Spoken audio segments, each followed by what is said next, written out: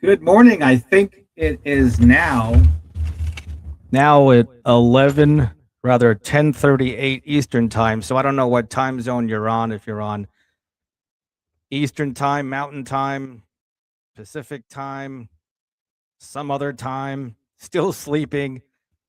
This is the introduction for our 10:38 Eastern time speech called Why Dream Big.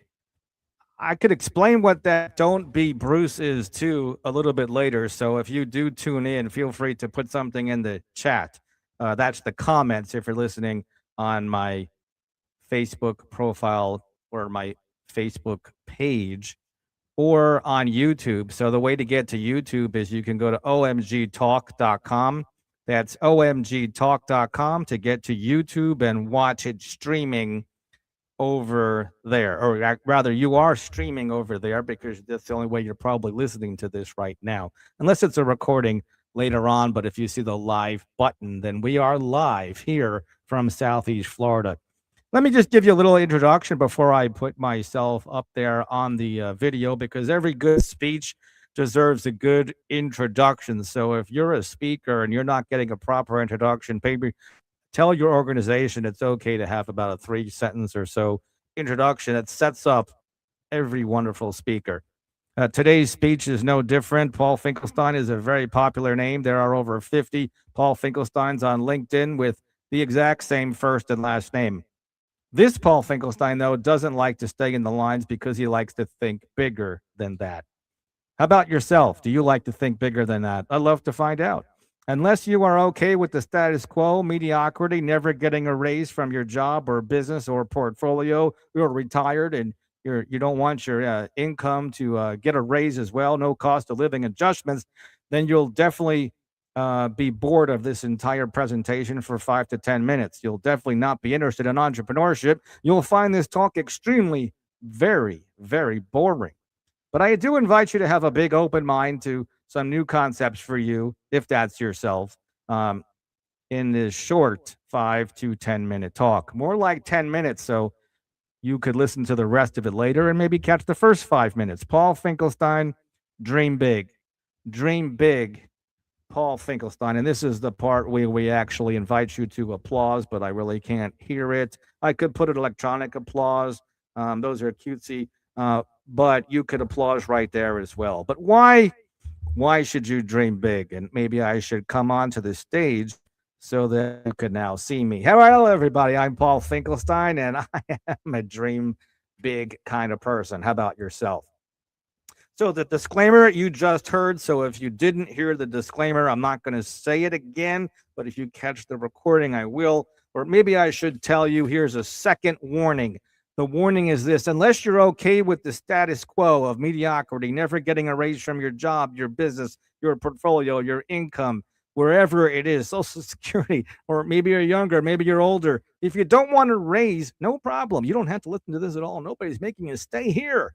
So don't listen to it because you're definitely going to be extremely bored and not interested in entrepreneurship. And you'll find this talk extremely boring. Now we can continue. So why dream big? Let me talk to you about where I began and where I started. I did start mowing lawns when I was in high school. My dad got a lawnmower. He had this lawnmower sitting in the garage.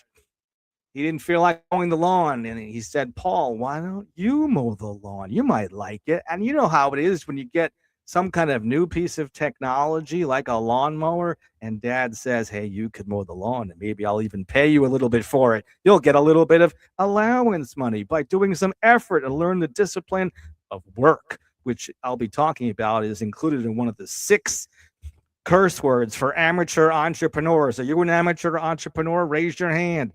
There are 6 curse words that amateur entrepreneurs let that be their hang up from beginning to run or start a business. These 6 curse words for amateur entrepreneurs. But I did this lawn mowing business up and down a couple of streets where I lived in Rockland County, New York, north of the George Washington Bridge. And some people think north of the George Washington Bridge is Canada. It's not Canada. It's still in New York State. But that's where I grew up a long time ago, more than 30 years ago. Now I'm safely here in Southeast Florida. because that's where old people go.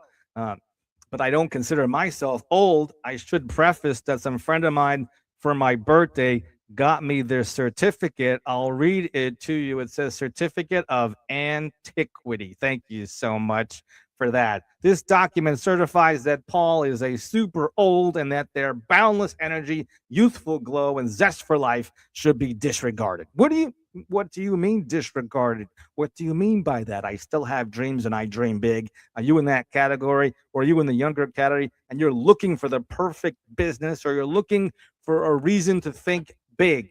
Well, this document does further entitle the bearer to eat pudding, complain about kids these days, claim the comfortable chair, the lazy boy. I never had a lazy boy chair, by the way. We just got a sofa that the feet raise up. Where was that all my life? How many people here have one of those? You could put something in the comments. I'd love to hear what your thoughts are about that. And finally, let's get on with the rest of our talk because it could get interesting as well. So when I was lawn mowing, that lawn mowing business or part-time gig or borrowing my dad's lawnmower, he encouraged me and inspired me to mow our lawn because he did not want to do it. Surely he didn't want to do it because I could appreciate that. Now, I don't want to mow the lawn as well, but I can appreciate saving bucks as well. And I'll mow that lawn so I don't have to spend maybe double and triple the amount to do it.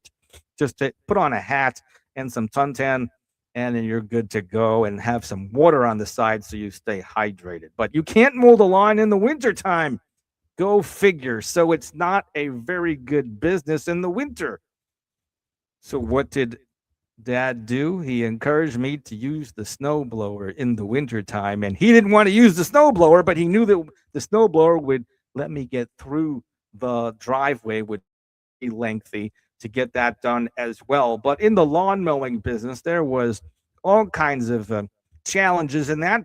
It's the capital to invest and reinvest in equipment, keep up the equipment, insurance, lawn bags, blowers, leaf blower, rakes, employees. The snowblower business is dependent upon the summer. And when we got through the summer, then you made money in the winter. But then Paul also did this other business, and how he stumbled across this business was in his junior year in high school. There was somebody in high school that did not want to go to work one day because he had a date. And he had this very important job at the Cricket's Italian restaurant in New City, New York.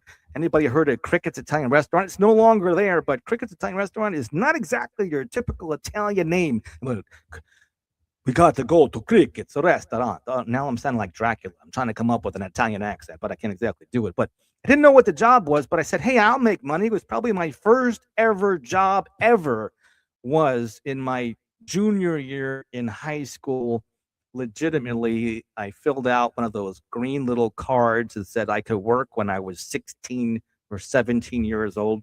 I didn't know what it was, but I got there.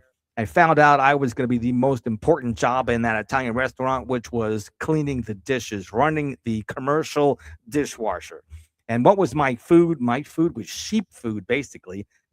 My food was food. I worked for food, literally, but at the same time, I did get about $20, $40 in cash. I worked till all hours of the evening. It was the restaurant business. I got done at 2 o'clock in the morning. And they said, what would you like to eat? And I said, of course, my grandfather's favorite meal was veal parmesan. I love veal parmesan. And I said, I'll have a veal parmesan. And they said, I only thought I was going to work that night because my friend was taking off so he can go on a date. I wonder if he's married that date, or he's been on several dates after. It'd be really fun to find out if that was the date that he married. Who knows, right? I should look him up and ask him, right? Google it, right? I think his name was Darren Press. If you know Darren Press, or Darren Press, if you're out there, he was on our soccer team with me as well at high school. If you married the girl that you went on the date with, that you had me go to wash dishes, the most important job of that Cricket's Italian restaurant, let's hear about that. But that food, that pay was sheep food, because, I mean, you can't really keep people there. But if you really entice them with something really irresistible like veal parmesan, they offered me a job to come back. Did I really want to wash dishes again? I didn't know if I really cared. It was the second day. All I was thinking about was the food, and it was like the cooked frog analogy. And what's a cook frog analogy? I mean, how do you cook a frog? But you certainly don't throw the frog into the water, right? And he's not going to stay there. You got to turn the heat up slowly. So they turned the heat up slowly with that job. And they gave me veal parmesan. The next day they gave me veal parmesan. Next day they gave me veal parmesan. I kept washing dishes and washing dishes and washing dishes.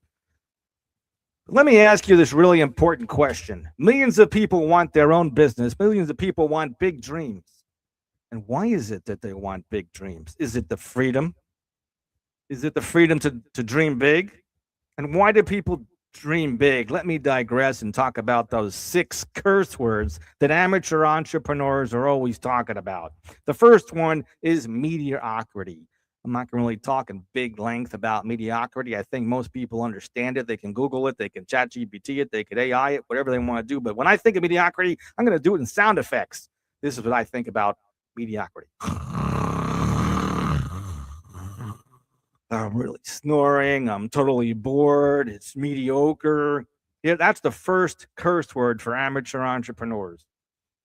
They're stuck in mediocrity. And then the second curse word for amateur entrepreneurs is tired. I'll talk about tired a little bit later, and a word that precedes tired, but tired is a word that amateur entrepreneurs use. I'm tired. I don't feel like it. And here's your sound effect that I think about for tired.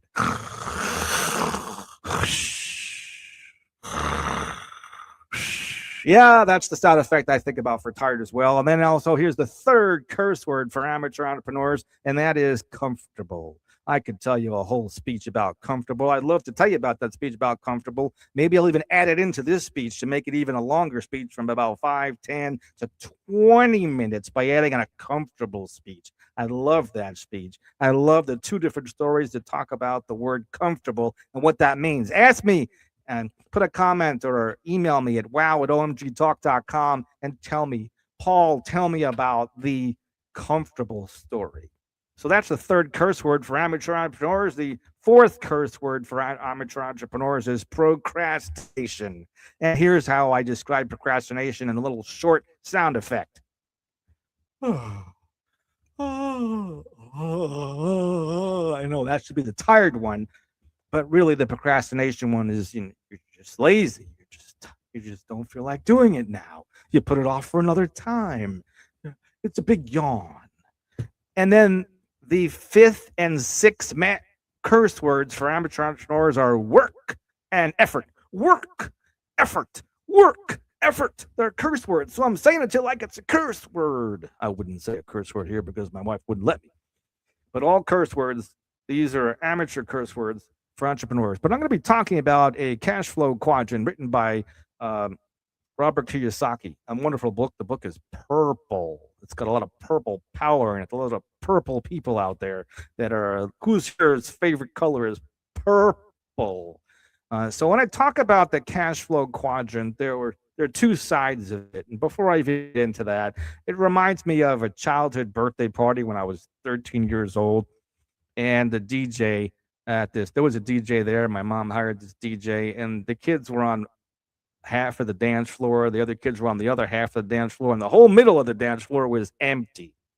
And the DJ would say, Red Rover, come over, Johnny. Send Johnny over. And the kids were on one side, other kids were on the other side. Some adults were playing because, we don't want to grow up. We want to enjoy life and have fun, right? And the last person to get to the other side, who was supposed to tag the other person to pair up with, if that person and the person that was last, if you got there last, you were out of here.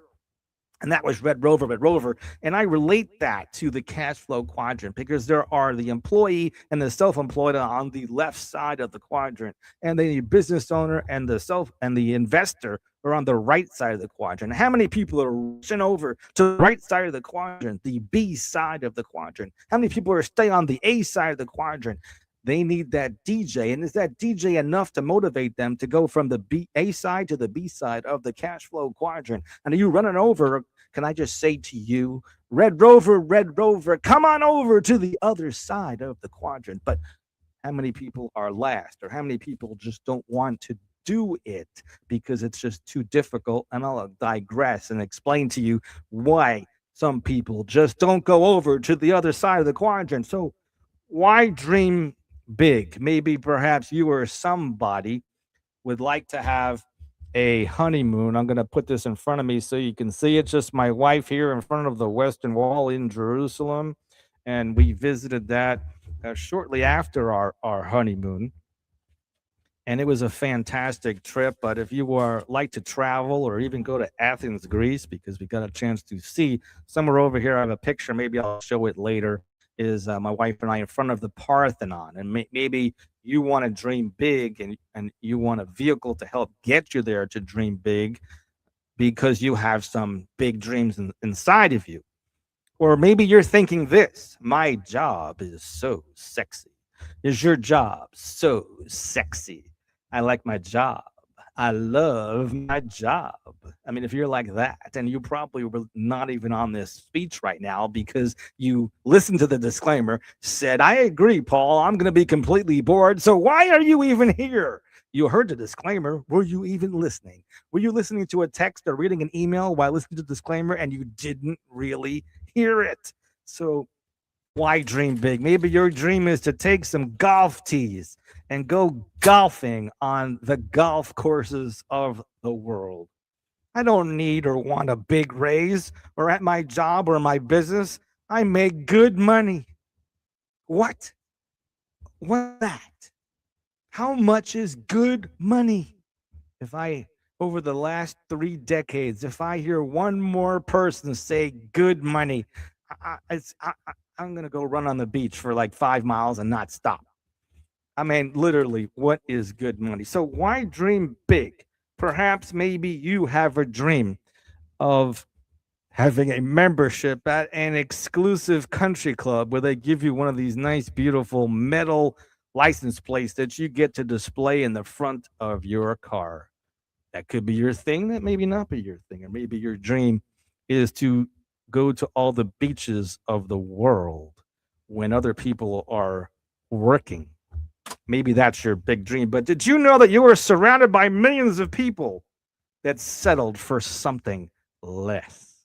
You are surrounded by millions of people that have settled for something less.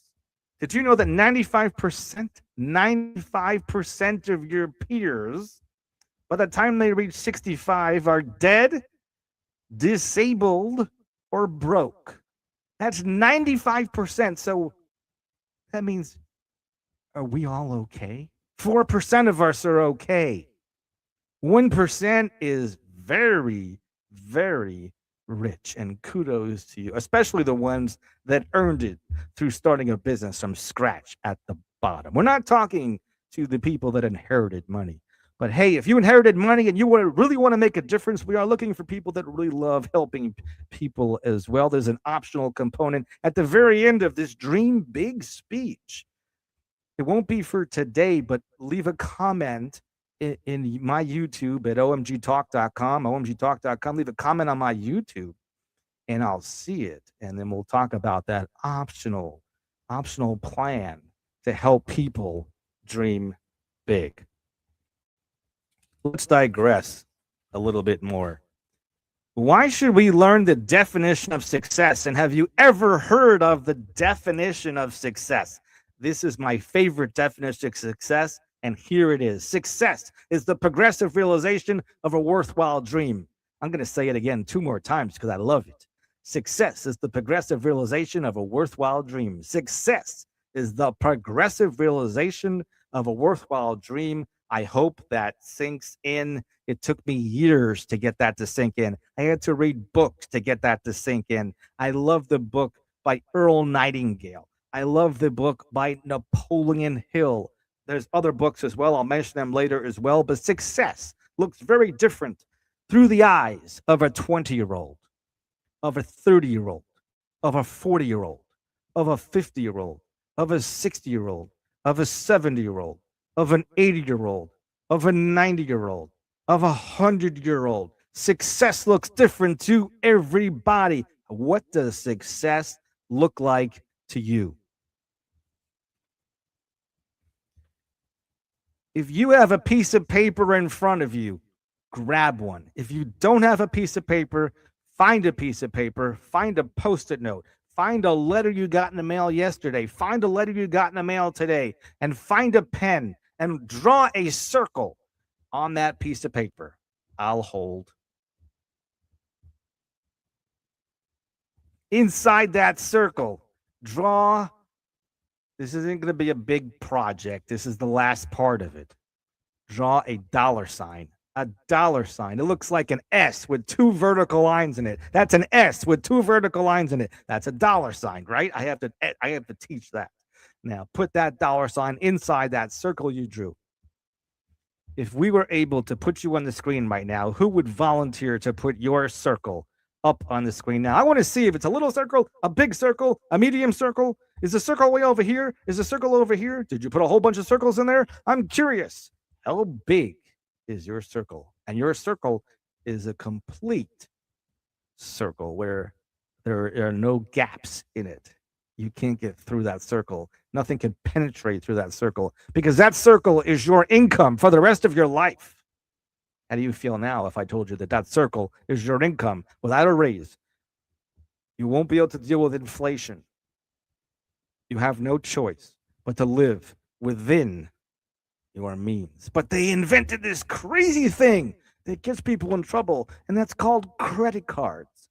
And credit cards seems to elevate people artificially outside their circle until they can no longer pay their minimum payments, or they're no longer able to pay the full payment, and they have no choice but to pay their minimum payment.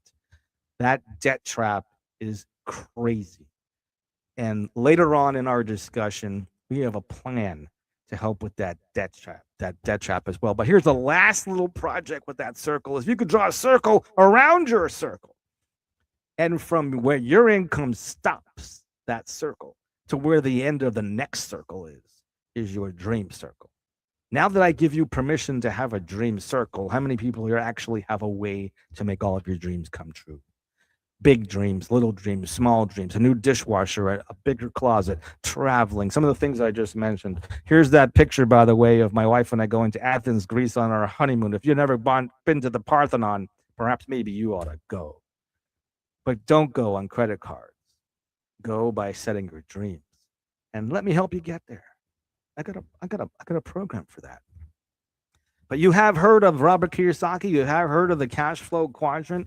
I mentioned it earlier with Red Rover. Red Rover said Johnny over. What do those two things have to do with each other? On one side of the quadrant is employee and self-employed. On the other side of the quadrant is business owner and investor. How do we get the people from one side of the quadrant to go to the other side of the quadrant? Because there's more money over there. So that's it.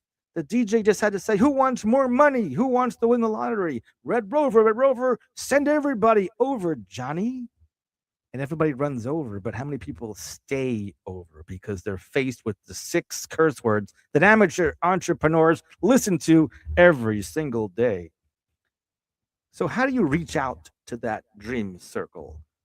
How do you bust through it? It might be challenging. It's kind of like birthing. There's that breathing and pushing and pushing and pushing and breathing and pushing and breathing and pushing. It's almost stressful. It's a stress activity. I can't do it. It's so challenging. I give up. I'm going to go back to that job. You do know that job stands for just over broke, right? How do you feel about that now? Is that feeling like you? Do you resonate with some of these things? Why dream big? Perhaps maybe the biggest reason to dream big. Here's a map to your health. Maybe your health will get better by dreaming big. Have you ever thought that your health can get better by dreaming big? Because if you just sit around and complain and eat bonbons all day long, is that good for your health? Maybe perhaps you should read a book. I got this book here called How Money Works. And that book could help you to dream big as well. But who here understands the concept of who helps an old lady cross the road? Well, a nice person, a mentor, a coach, a gentleman, a mensch, a distinguished Toastmaster, a kind person. But why Dream big. And I promise too that I will show you a picture of me and my mom, who passed away in 19 from ovarian cancer, lost her fight to that. And rest in peace, Mom. Her birthday's coming up in heaven in January 12th. Grandma, her mom, was actually buried on her birthday. And I have a picture of me on my mom's lap playing Red Rover, send Johnny over. She was an entrepreneur as well. She was a CPA, a CFP, a certified financial planner, an MBA. But who helps an employee or self-employed person cross the road and wake up on the business owner and investor side? Who helps that? Same kind of people: a coach, a mentor, a kind person, an entrepreneur, a business owner, or a business owner who was once an employee, so you could teach by example. Why dream big? Why does it feel good to help somebody? If I could ask you to tell me why it feels good to help somebody, what would you say? Why does it feel good to mentor somebody? If you mentored somebody, maybe drop a comment as well and tell me why it feels good to help somebody. I see a couple of comments, but they didn't really type anything. Um, this guy over here, I can't even understand what that says. So maybe it's just somebody from another country and their keyboard's not the same the way our keyboard is. Okay, but thank you for commenting as well. So why does it feel good to actually educate people about dreaming big? Well, for one thing, 95% of 100 people in your phone today, by the time they get to 65, somehow end up being dead, disabled, or broke. And we know exactly why that happens. Too many people are living paycheck to paycheck. Too many people have too much month at the end of their paycheck. And that could be some serious business, because you know how that feels at the end of the month when you don't have anything left over and you've went over, and then you're into the danger zone, which is the credit card zone. So who will teach you if I don't? What will happen if you don't listen to the rest of this speech that I will be giving for 365 days, a speech for the next 365 days, 365 speeches? Why don't people dream big? I'll tell you why people don't dream big. Let's call it TikTok. That's a big time waster. It could be. How many people there are using TikTok for productivity? Or is it just, like watching television, just time just zaps away? So TikTok and TV and Netflix binging, other time zappers. We only have 160 hours, 80 hours a week, 168 hours a week, 168 hours a week, 45 years. Are you tired yet? I'm just tired giving this speech. But really, I'm not tired. I think that the information in this speech has to get out there to the public so that we can be awake. And even listening to this for the second time, the third time, the fourth time, the 365th time will be imperative. But does sick precede tired for you? Tired is one of those 6 curse words from amateur entrepreneurs we talked about earlier. But does sick precede tired for you? What do I mean by that? If you ever caught yourself saying, I am sick and tired of blank. I am sick and tired of blank. I am sick and tired of blank. I am sick and tired of a boss. I am sick and tired of not getting a raise. I'm sick and tired of being broke. I'm sick and tired of falling short of my dream circle every month after month, only living within my means, which is a good thing, to live below your means so you don't fall into the credit card trap. But why dream big? Why don't more people do this? Let me give you 6 things of why people don't dream big. Fear. Let me just give you the definition of fear so we can get that over with. False evidence appearing real. And then the next part of that, forget everything and run. And if that doesn't resonate with you, read the book Think and Grow Rich by Dr. Napoleon Hill from 1937. And in there, he tells you how to conquer all of your fears. There's about 7 of them. Number 2, lack of capital, not having enough money. Number 3, or number 4, lack of knowledge, lack of education, lack of confidence, which Toastmasters can do for each and every one of you at a very economical cost. And Toastmasters will help every one of you become confident entrepreneurs. I guarantee it. If you have the teachings of three men, Ralph Smedley, Napoleon Hill, and Dale Carnegie, you do amazing in business. Why dream big? Here's a few books. I think it's 4 books I listed over here. Cash Flow Quadrant by Robert Kiyosaki, How to Be Rich by J. Paul Getty, Magic of Thinking Big by Dr. David Schwartz, and Think and Go Big by Dr. Napoleon Hill. But when you are ready to get your dream circle, you will be ready to dream big. When you are ready to get your dream circle, you'll be ready to dream big. How important is having a dream circle to you? Not many people it's important to, because 95% are dead, disabled, or broke by the time they get 65, and you wonder why they have to rely on a Social Security check. Now, your income circle is falling short of your dream circle, and you want more. You're ready to dream big. And consider the fact that dreaming big could be an improvement for your health. I have one last thought that I want to leave you with, and I promised I would show you that picture. It's on my desk over here somewhere. I'm just getting to it. I'm unburying that picture after all those props I was sharing with you. Oh, here it is. When you're ready to dream big,